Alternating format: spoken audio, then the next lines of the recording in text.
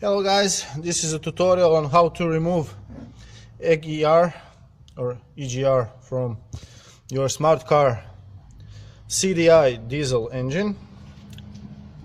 So this is the electric part. It is held by three imbusses. You just undo them. Undo the connector. Okay, this is the electric part. Then you have here and here bolt for the pipe that goes to the turbo. To easily get to that, remove this hose that goes to the turbine inlet.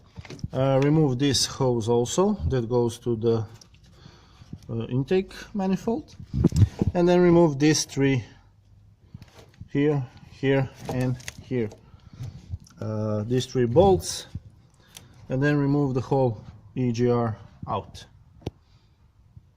Let's do that and I'll show you how to clean it.